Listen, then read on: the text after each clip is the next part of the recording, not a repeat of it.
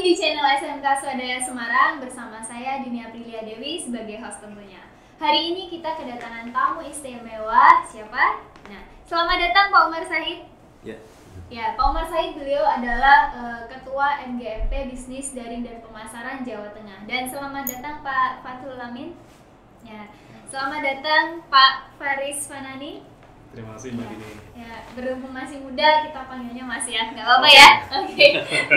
Ya, jadi beliau adalah asesor dari Akademisi Unisbank dan Pak Faris Fanani sebagai praktisi ya. Ya. Kita bincang-bincang santai ya Pak, Mas. Nah, sebelumnya saya pribadi mengucapkan terima kasih atas waktunya karena telah meluangkan waktu untuk bisa mengisi podcast hari ini. Nah, kemudian saya mewakili SMK Swadaya Semarang mengucapkan terima kasih karena telah ditunjuk sebagai tempat uji kompetensi digital marketing. Nah, berkaitan dengan kegiatan hari ini, bagaimana sih Pak kegiatan uji kompetensi? Mungkin dari Pak Umar Said bisa menyampaikan tanggapannya. Ya, terima kasih Mbak Dini. Hari ini menjadi hari yang istimewa buat kita juga, utamanya di teman-teman MGMP Pemasaran atau Bisnis Daring Pemasaran Jawa Tengah. Setelah sekian lama kita menunggu Pak ya, jadi perjalanan waktu dari 2013 sampai 2020, alhamdulillah ada perkembangan. Jadi kalau bicara tentang BDP yang awalnya dulu menjadi jurusan SMK jurusan penjualan gitu, menjadi down gitu, nggak ada muridnya Pak, menjadi habis gitu. Dipandang sebelah mata ya Pak ya. Akhirnya pada SMK pada tutup karena nggak ada siswa yang ternyata nggak ada yang tertarik jadi seorang penjual gitu. Dan sekarang mulai berkembang tahun 2013 pengembangan kurikulum menjadi SMK BDP, Bisnis Daring dan Pemasaran, dan satu lagi materi yang ada di dalamnya, kompetensi yang diajarkan bukan hanya di digital tapi sudah mengarah ke teknologi, yaitu bisnis daring. Dan itu menjadi andalan yang cukup bagus. Dari 2013 Bapak Ibu guru ngajar ibaratnya dengan ilmu yang baru, bekal yang sangat minim sekali, dengan belajar dari sana sini tanpa ada pegangan, kemudian ikut pelatihan bersama dengan Pak Amin. Waktu itu kita ketemu 2016 baru bisa muncul buku Pak ya. 2017 terbit bukunya, dan alhamdulillah 2020 kita bisa ikut UK.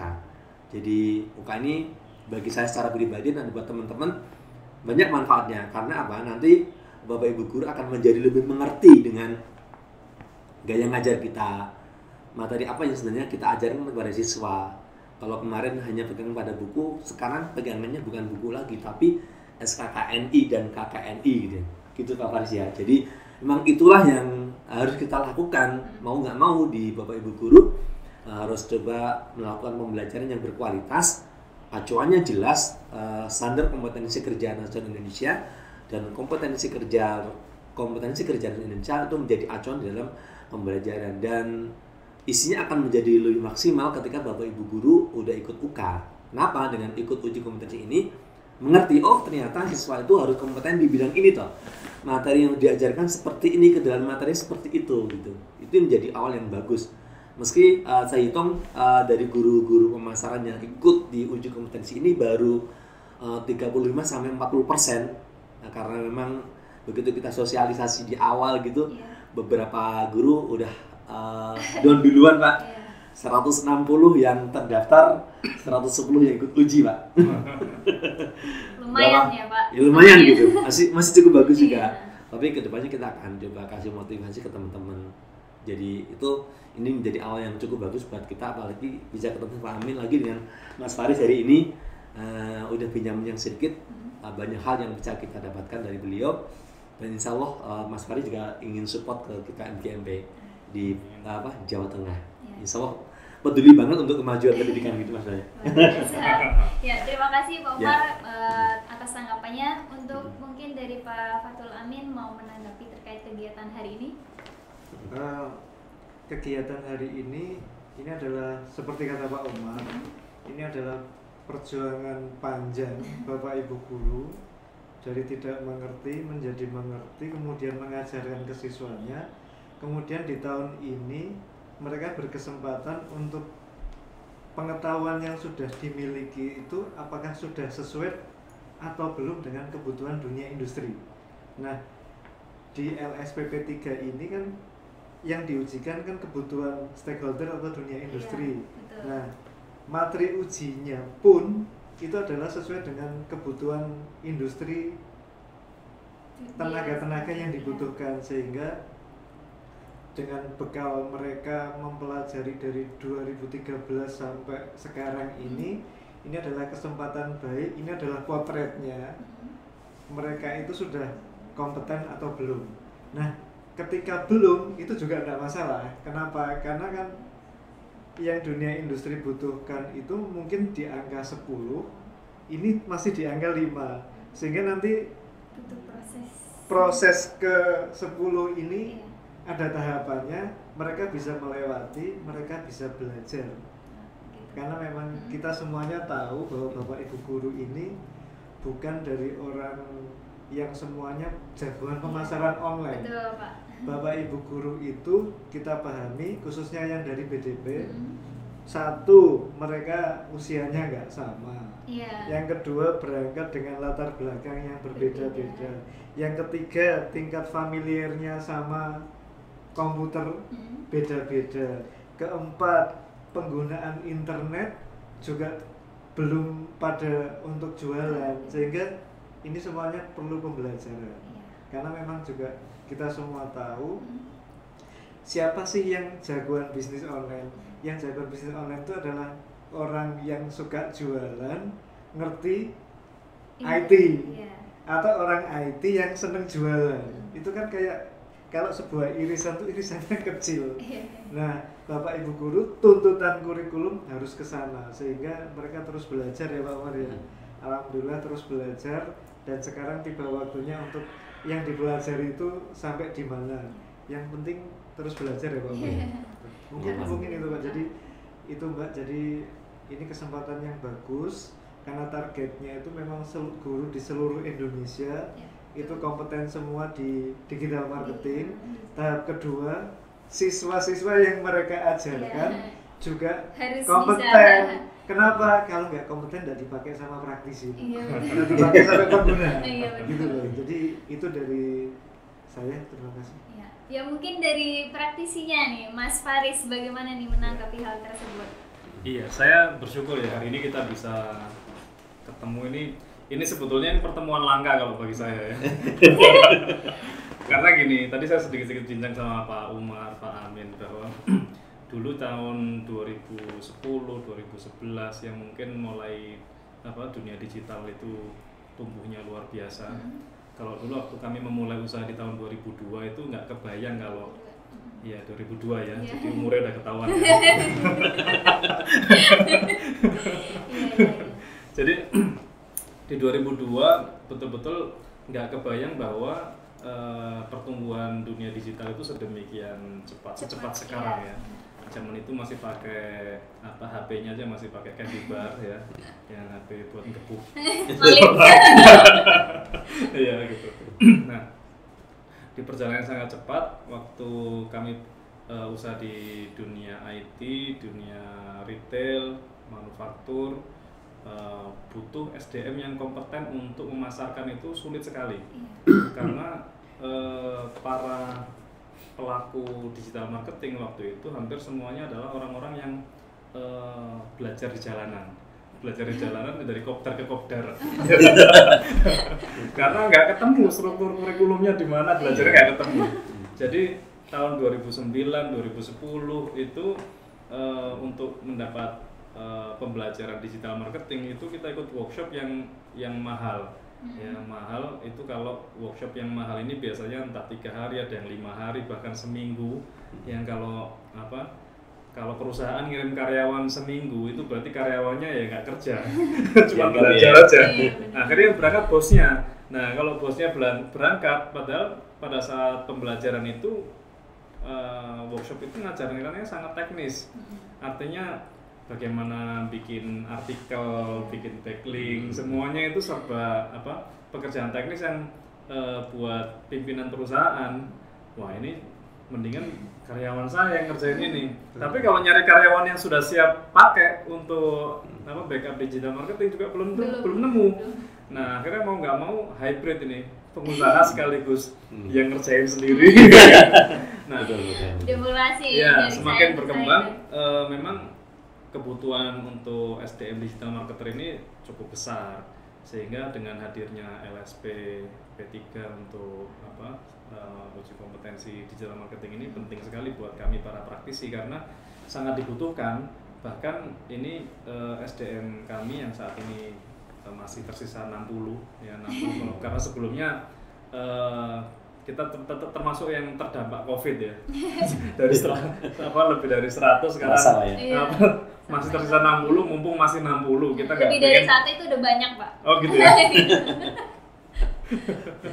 60 orang ini kita sertifikasi, kemudian kami juga sedang mempersiapkan untuk transformasi bisnis ke pure digital, sehingga butuh banyak sekali SDM yang kompeten di bidang digital marketing. Karena kalau dulu digital marketing itu sebetulnya indikator kami sederhana, begitu bisa menghasilkan jadi cash berarti kompeten.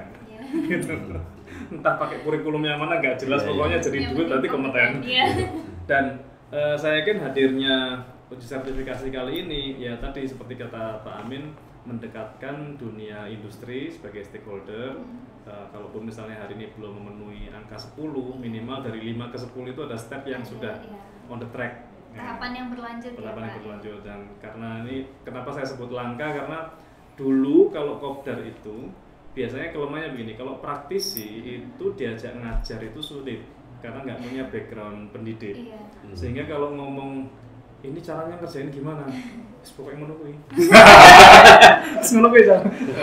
Atau gini, untuk menjelaskan hasil itu kesulitan menceritakan proses karena ngerjainnya biasanya otodidak atau ya kalau kami ini ya para milenial ini ya sok-sokan milenial ya. Saya juga nah untuk kita yang masih milenial ini untuk nyari jalan keluar itu cukup bersahabat dengan Profesor Google kan, ketemu semua jawabannya. Nah tapi karena urutannya kita nggak tahu, yang penting ketemu jawabannya, akhirnya waktu diminta menjelaskan proses kita kesulitan. Nah mungkin juga sebaliknya di dunia akademisi, mungkin secara struktur pembelajaran bisa menjelaskan, tapi mungkin belum sampai ke ranah misalnya ketika ini dipraktekkan seberapa berhasil, seberapa sukses, karena masih dalam diskursus, artinya di wilayah diskusi, praktek-praktek yang sifatnya inkubasi, begitu ketemu di dunia praktis, baru teruji. Maka harapannya ke depan ketika SDM kita yang sudah disertifikasi dan dibuktikan kompetensinya melalui sertifikasi ini, harapannya bekal sertifikasi ini juga bisa dibuktikan dalam dunia kerjanya, bahwa orang-orang yang kompeten ini memang betul-betul bisa menghasilkan. Karena bagaimanapun sertifikat kompetensi dari BNSP itu ya baru bisa diyakini berhasil di dunia stakeholder, di dunia praktisi itu kalau memang kompetensinya bisa dibuktikan dengan produktivitas yang meningkat gitu. Mungkin seperti itu. Dengan ini ketemu ini kan mudah-mudahan apa yang kita butuhkan, kita cari itu juga bisa disiapkan oleh para pendidik, para guru, dan saya yakin ini langkah yang mungkin akan menjadi langkah yang bersejarah. Karena ini kayaknya cukup awal ya. Iya. Artinya catat tanggal hari ini, mungkin perubahan itu dimulai dari hari ini ya, gitu. Nah, jadi ini adalah hari bersejarah gitu ya Pak. Ternyata tidak hanya perempuan yang menunggu, bapak-bapak ini juga menunggu waktu yang tepat untuk kegiatan LSP ini. Seperti itu ya. Jadi jodohnya di tahun ini ya. Oke, lagi ke tema ya. Ngomongin gitu berat. Oke, untuk ke depannya apakah berhenti pada uji kompetensi hari ini atau mungkin ada program lainnya untuk ke depannya Pak? Ya, makasih Mbak Dini. Jadi nyambung dari Mas Farid tadi memang berarti ketemu antar komunitas yang berbeda sebenarnya. Dan sebenarnya 3 komunitas ini kan bersinar gitu ya. Artinya di situ memang di dunia pendidikan itu begitu. Jadi SMK lakukan kerjasama dengan siapa calon pengguna Anda. Kalau mau SMK kamu itu berhasil, dan ukuran keberhasilannya adalah tingkat keterserapan siswa kita. Jadi mendekatkan kita dengan dunia kerja, kemudian dengan akademisi yang sudah kita lakukan selama ini. Dan kebetulan hari ini saya ketemu dengan Mas Faris, komunitas yang berbeda, itu menjadi sebuah berkah buat saya sebenarnya. Dan alhamdulillah kan gitu kan. Jadi kita memang sudah bikin MOU Mas Faris. Jadi MOU kita dengan perusahaan-perusahaan yang atau institusi yang memang support ke NGMP. Pertama dengan bisnis online kita disupport sama FTI Unisbank, amin ya. Kemudian di edukasi untuk pembelajaran di pedagogi kita disupport sama UGRIS dan juga dengan Polines. Kemudian yang kemarin MOU kita dengan perusahaan yang support dengan BTPN Syariah. Kemudian disupport juga dengan institusi lain kayak komisi juga Mas Faris, mungkin yang awalnya dulu Mas Faris juga support sama gabung di komisi Mas ya. Dan hari ini mungkin kita akan mengawali untuk coba lakukan kerjasama dengan praktisi di dunia online, timnya Mas Faris. Jadi setelah uji kompetensi ini bukan berarti kegiatan berakhir, enggak. Karena dari angka 5 menuju ke 10 kan butuh proses yang kita lakukan. Jadi sinkronisasi kurikulum, isi materi kurikulum akan kita sesuaikan dengan menghadirkan timnya Mas Faris. Mas, di SMK itu kurikulum kita seperti ini, dilihat udah sinkron apa belum. Setelah disinkronkan, akan kita hadirkan beliau untuk coba sebagai istilahnya di SMK itu guru tamu Mas. Tidak ngajar terus-menerus enggak, yang ngajar kita. Tapi isi muatan kurikulumnya, kemudian menghadirkan praktisi ketika di edukasi pembelajaran keseharian itu mutlak diperlukan menjadi motivasi buat siswa. Kan belum kenal siswa kita itu sama dunia kerja. Ini loh kita hadirkan misalnya dari praktisi. Besok kalau SMK sekolah di SMK BDP, kamu mau jadi apa? Peluang kerjanya tuh ada enggak? Itu yang bisa nyampaikan bukan guru. Kalau guru yang nyampaikan bisa percaya bisa enggak, kan gitu. Tapi kalau yang hadir itu praktisi, tingkat kepercayaannya akan menjadi lebih tinggi gitu Mas Faris. Maka setelah ini program berikutnya saya udah kebayang. Saya punya anggota 170 SMK di Jawa Tengah. Siswanya ada 9.000-an Mas. Jadi bayangin 9.000 siswa SMK di Jawa Tengah. Ini baru bicara Jawa Tengah Mas ya. Jawa Tengah. Belum Jawa Timur, Jogja kan ya. Sudah berapa ribu? Iya. Saya kebayang duitnya. Jangan dibayangin Pak Brat. Iya. Langsung eksekusi aja. Nah, dari situ program yang akan kita lakukan berikutnya adalah teman-teman yang udah gabung di UK Digital Marketing ini menjadi pionir pertama untuk mereka mengawali mengembangkan digital marketing di pembelajaran. Habis itu teman-teman yang nggak bisa gabung, kita harapkan bisa gabung di pelatihan-pelatihan berikutnya, karena kita akan melakukan pelatihan yang secara kontinu kita laksanakan secara berkelanjutan untuk bahasanya tuh peningkatan kompetensi.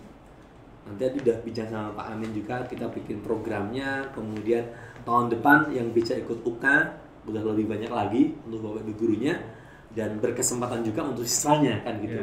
Supaya apa? Kalau Mas Fahri itu butuh, lihat siswanya itu bawa sertifikat kompetensi 50% percaya Mas ya. Nah kan gitu kan. Dibuktikan dengan ketika mereka berkinerja di perusahaan. Benar bisa menghasilkan atau enggak. Nah, ini kan tantangan yang cukup besar yang menantang juga. Kalau memang SMK tuh mau maju, ya mari kerja bersama-sama. Alhamdulillah kita disupport sama akademisi sama praktisi kan gitu. Jadi kita hadir merasa memajukan BDP, memajukan SMK, nggak bekerja sendiri MGMP, tapi disupport oleh praktisi dan akademisi. Menjadi lebih bagus gitu. Dan ini menjadi awal yang cukup bagus pertemuan kita hari ini, gitu Mbak Dini. Bagaikan komponen ya Pak menjadi satu gitu ya Pak betul. Berkaitan dengan hal tersebut, seperti yang Bapak-bapak lihat ini, kita dari SMK Swadaya membuat studio YouTube, kemudian kita juga berpartisipasi dengan Energi Bangsa. Nah itu bagaimana tanggapan Bapak-bapak terkait dengan upaya yang kami lakukan khususnya untuk pengembangan pembelajaran siswa-siswi bisnis daring dan pemasaran? Iya. Mungkin dari Pak Faris. Oh, Tanggapannya terkait. ini sebetulnya pengen somse ini Pak, Hmm. sombong sedikit gitu. Iya. Dari yang lain punya dia sudah punya gitu. Daripada nggak ditunjukin, Iya. mending sekalian Makanya saya aja. mau nanya mau ditanggapin apa nih, mau dipuji apa mau Ya Iya. mungkin ada kurang lebihnya mungkin Iya, yang saya termasuk suka- terkejut tadi waktu masuk ini. Wah ini udah siap banget gitu. Artinya Berarti untuk memberikan kesan pertama yang wah gitu ya ya. wow, cuman tinggal kita nanti cek aja nih subscribernya berapa. Kalau kita di praktisi cukup gitu aja. Ya, benar. Jadi mau seistimewa apapun produk ada pasarnya enggak kan Iya, gitu. betul. Ya, betul. Selama ada pasarnya berarti udah itu aja nilainya. Oke. Gitu. Bagi saya begitu kalau praktisi ya. Ya, Mungkin ukurannya jelas ya. Kalau dari sisi akademisi, ini SMK Swadaya menangkap potensi yang ada. Jadi memang jadi artis itu nggak semahal dulu, Oh, iya. nggak harus audisi di TV. Iya, kan? betul. Anda punya kreativitas, disupport sama peralatan-peralatan dan ruang seperti ini sudah punya nilai tambah. Tinggal kembali lagi SDM gurunya itu harus kompeten, harus belajar, Ya. terus bagaimana Anda akan menghasilkan YouTuber kalau paling tidak Anda harus jadi juga. Oh, Ya, iya, betul. Contohkan ya Pak ya, Nggak mungkin. supaya yang lainnya mengikuti seperti kamu itu. jadi YouTuber ya, lah ibu, lah bapak, enggak itu kan repot. Jadi Iya. memang tetap harus ada contohnya dulu, nanti yang make, oh iya, masuk subscribernya berapa, itu aja sih. Tapi untuk ini suatu luar biasa, Kemajuan, ya? luar biasa. Kemajuan. Jadi Anda bisa mengambil posisi SMK di Semarang, saya belum ngecek Jawa Tengah. Oh, SMK gitu. di Semarang yang punya studio YouTube. YouTube. Oke, Gitu makasih aja. Pak. Ya. Kemudian dari Pak Umar bagaimana Ya. Pak? Makasih Pak. Jadi emang kalau di MGMP kan adanya komunitas. Iya. Iya. Misinya adalah gimana menjadikan SMK BDP itu maju bersama, Pak.